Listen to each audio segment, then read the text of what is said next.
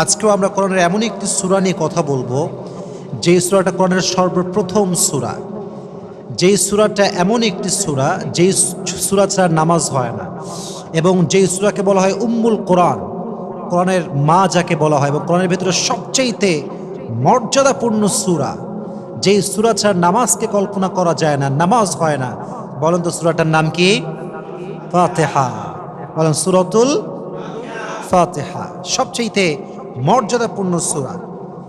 এই সূরাটা এমন একটি সূরা, আউয়ালুস সূরা নাযালাত কামিলান মিনাল কুরআন, the first surah that Allah subhanahu wa ta'ala has revealed completely. এটাই সর্বপ্রথম সূরা, যে সূরাকে আল্লাহ তাআলা সম্পূর্ণরূপে নাজিল করেছেন। কোন সূরা এর আগে সম্পূর্ণরূপে নাজিল হয়নি। সূরা ফাতিহা এমন একটা সূরা যেটাকে আল্লাহ তাআলা সম্পূর্ণরূপে নাজিল করেছে। সুবহানাল্লাহ পড়েন।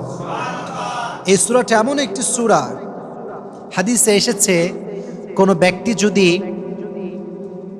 ফজরের নামাজের এবং ফজরের নামাজের পূর্বে যে সুন্নাত, এই দুই নামাজের মাঝের যে সময়টা, এই মাঝের সময়ে কেউ যদি এই সূরাটা 41 বার পাঠ করে এবং চোখে ফু দেয়, তার চোখের সমস্ত ব্যথা কমে যাবে। সুবহানাল্লাহ পড়েন। আবার হাদিসে এসেছে কেউ যদি প্রত্যেক দিন সকালবেলা ফজরের নামাজের পরে 7 বার সূরা ফাতিহা পাঠ করে পানিতে ফু দেয় এবং 7 দিন পাঠ করে এইভাবে খেতে থাকে, আল্লাহ রাব্বুল আলামিন তাকে সমস্ত রোগ বালাই থেকে হেফাজত করবে। সুবহানাল্লাহ পড়েন।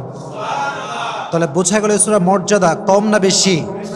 সূরা ফাতিহা আমরা বেশি বেশি পাঠ করব তো ইনশাআল্লাহ। তাহলে এটা হচ্ছে